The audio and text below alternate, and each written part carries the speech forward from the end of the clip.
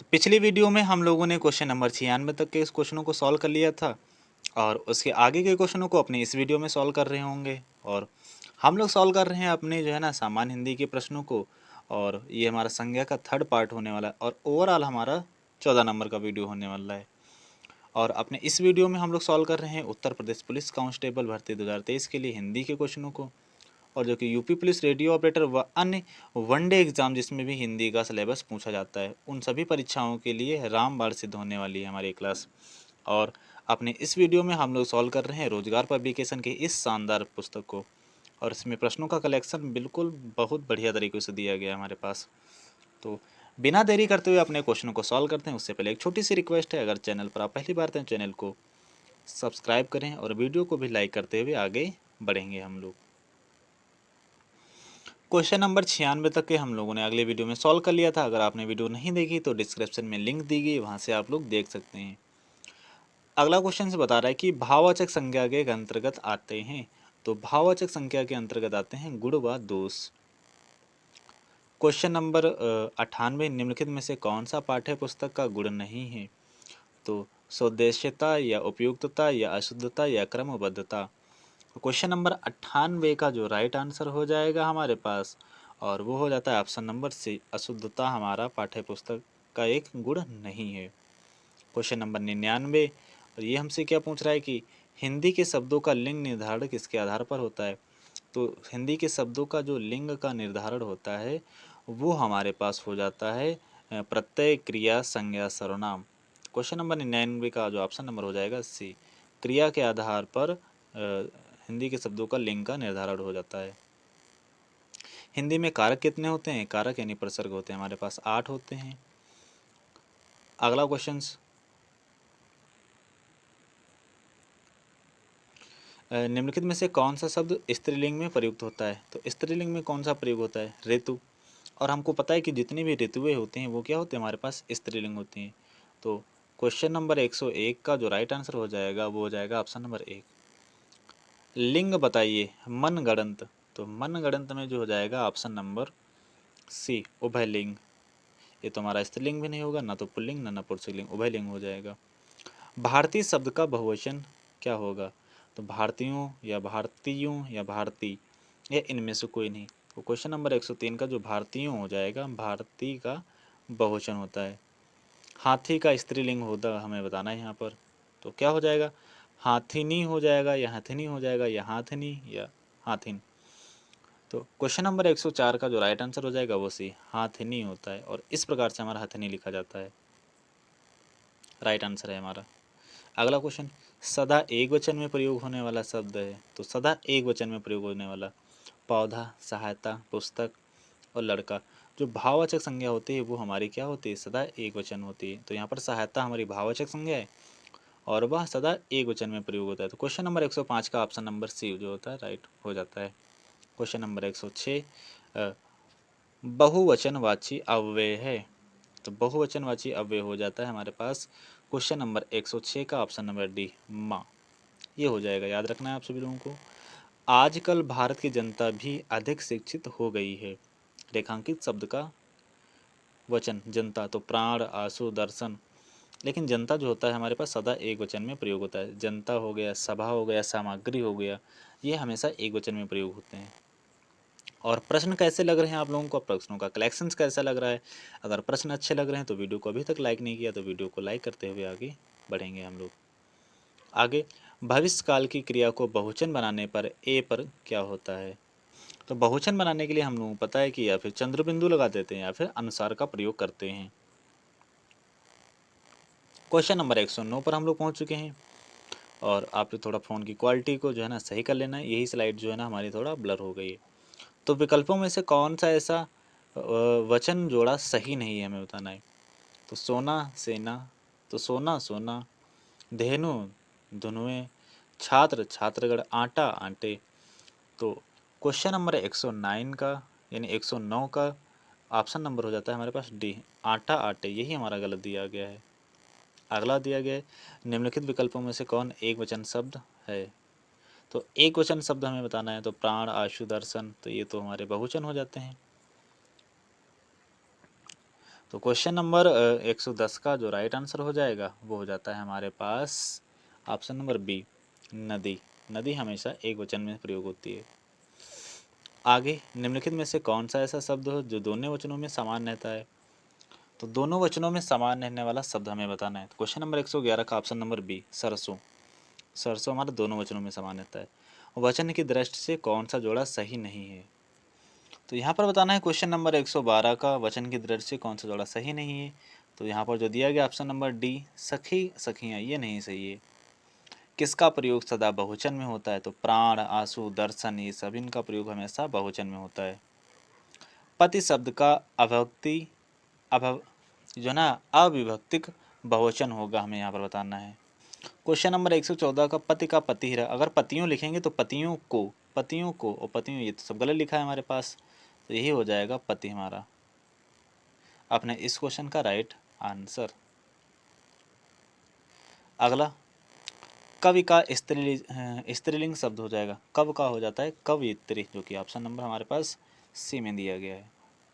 अगला क्वेश्चन दिया गया कि निम्न में से संज्ञा शब्द है। तो नीला, पुराना, मोटा, ये तो विशेषण हमारे शब्द हो जाएंगे, लेकिन यहाँ पर जो दिया गया है गंगा, गंगा हमारा व्यक्तिवाचक संज्ञा हो जाती है। मीठा की भाववाचक संज्ञा होती है। तो मीठा की मिठाई होती है या मिठास होती है, या मीठी या मधुर। क्वेश्चन नंबर 117 का ऑप्शन नंबर बी, मिठास हो जाती है हमारे पास मीठा का भाववाचक संज्ञा। जातवाचक संज्ञा शब्द कौन सा है, हमें बताना है यहाँ पर।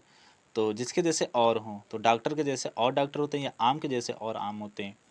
क्वेश्चन नंबर 118 का जो राइट आंसर हो जाता है वो हो जाता है ऑप्शन नंबर डी। तो डॉक्टर के जैसे और डॉक्टर होते हैं, तो वही हो जाता है हमारे पास जातवाचक संज्ञा। स्वतंत्रता सबको प्यारी होती है, वाक्य में रेखांकित शब्द का संज्ञा भेद बताइए। तो स्वतंत्रता को आप लोग देख नहीं सकते, तो क्वेश्चन नंबर 119 का जो राइट आंसर हो जाएगा वो हो जाएगा हमारे पास, और जिसको हम लोग देख व छू नहीं सकते वही तो क्या हो जाती है हमारे पास भाववाचक संज्ञा। अगला क्वेश्चन दिया गया कि निम्नलिखित में से किस विकल्प में सभी शब्द भाववाचक संज्ञा हैं? तो अमीर, गरीब, समूह, मिठास, जवानी, खटास, पुस्तक, गंगा। यहाँ पर दिया गया हमारे पास रसीला, कड़वाहट, बुढ़ापा, उन्नति। तो यही शब्द जो दिए गए हमारे पास, यही हो जाता है अपने पास, सभी जो दिए गए हैं वो भाववाचक संज्ञा के शब्द दिए गए हैं। अगला क्वेश्चन हमारा है यहाँ पर कि निम्न प्रश्न में से संबंधित है, निम्न कथनों पर विचार करिए और सही उत्तर चुनिए। यहाँ पर बोला है क्वेश्चन की आकारांत व आकारांत पुल्लिंग शब्दों को इकारांत कर देने से वे स्त्रीलिंग हो जाते हैं। बिल्कुल सही बात बोला है ये हमारी पहली बात, हमारी सत्य हो जाती है। दूसरा बोला कि जाति बोधक शब्दों के अंतिम स्वर का या स्वर को लोप कर उसमें कहीं इन और कहीं आइन प्रत्यय लगाकर स्त्रीलिंग बनाया जा सकता है, तो ये भी हमारा सत्य है। यानी दोनों कथन जो दिए गए हमारे वो सत्य हैं, तो जो कि ऑप्शन नंबर सी में दिया गया है। कौन सा शब्द भाववाचक संज्ञा नहीं है? तो जो लड़ाई दी गई है ना, या मिठाई, चतुराई, उतराई, तो लड़ाई जो होता है हमारे पास यहाँ पर नहीं होती है, बाकी हमारे सब भाववाचक संज्ञा हैं। निम्नलिखित में से कौन सा शब्द स्त्रीलिंग है? तो स्त्रीलिंग हमें बताना है। तो मेरा आय कि मेरी आय, तो मेरी आय क्या बोलते हैं कि मेरी आय बहुत ज़्यादा है। तो क्वेश्चन नंबर 123 का राइट आंसर हो जाएगा ऑप्शन डी।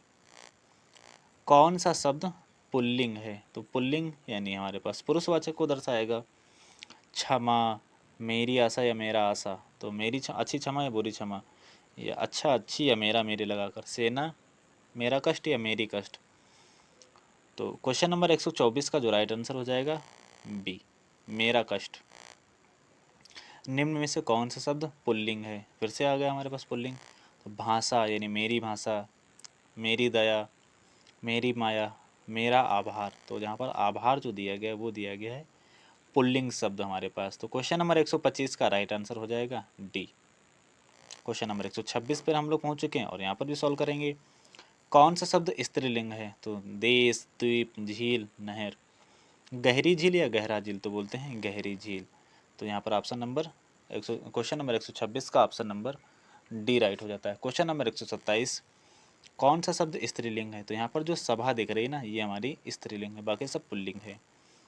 निम्नलिखित में से कौन सा शब्द स्त्रीलिंग है? तो क्वेश्चन नंबर 128 और क्वेश्चन नंबर 128 का ऑप्शन नंबर बी, जो गरिमा दिया गया है वही हमारे पास स्त्रीलिंग हो जाती है। क्वेश्चन नंबर 129, निम्न में से कौन सा ऐसा शब्द है जो पुल्लिंग है? तो जो पुल्लिंग होता है हमारे पास क्वेश्चन नंबर 129 का सी क्षेत्र, ये पर जो हमारा क्षेत्र ऑप्शन दिया गया वही अपने इस क्वेश्चन का राइट आंसर हो जाता है। क्वेश्चन नंबर 130, निम्नलिखित में से कौन सा शब्द स्त्रीलिंग है? तो स्त्रीलिंग शब्द हो जाएगा छाछ, काढ़ा, टेसु या तिल। तो क्वेश्चन नंबर 130 का जो राइट आंसर हो जाएगा वो हो जाएगा ऑप्शन नंबर ए। जो छाछ होती है वो हमारी स्त्रीलिंग होती है, बाकी सब दूध से बने पदार्थ होते हैं हमारे पुल्लिंग। क्वेश्चन नंबर 131, निम्नलिखित में से कौन सा शब्द पुल्लिंग है? तो पुल्लिंग शब्द बताना है क्वेश्चन नंबर 131 से 131 का जो राइट आंसर हो जाएगा डी, आहार। अगला, निम्न में से कौन सा शब्द उभयलिंगी है? तो क्वेश्चन नंबर 132 का ऑप्शन नंबर ए, डॉक्टर जो है ना उभयलिंगी हमारा शब्द है। निम्न में से कौन सा शब्द पुल्लिंग है हमें बताना है यहाँ पर। तो क्वेश्चन नंबर 133 का राइट आंसर हो जाएगा कैमरा। नंबर 134 का जो राइट आंसर हो जाएगा बी, सनक। भील का स्त्रीलिंग शब्द है, तो भील का स्त्रीलिंग होता है भीलनी, जो कि ऑप्शन नंबर हमारा बी में दिया गया है। 136, माँ का लड़का कहाँ गया? उद्देश्य का विस्तार भेद लिखिए। माँ का लड़का कहाँ गया? तो यहाँ पर जो 136 का जो राइट आंसर हो जाएगा वो सी, संबंध कारक हो जाएगा। चाकू शब्द का बहुवचन बताइए। तो चाकू का चाकू है होता है बहुवचन, नो चेंजेस होता है। तो 137 का ऑप्शन नंबर डी। निम्न में से कौन पुल्लिंग शब्द का चयन करना है हमें यहाँ पर। तो यहाँ पर जो क्वेश्चन नंबर 138 का राइट आंसर हो जाता है पहिया, मेरा पहिया। क्वेश्चन नंबर 139 में स्त्रीलिंग शब्द बताना है हमें यहाँ से।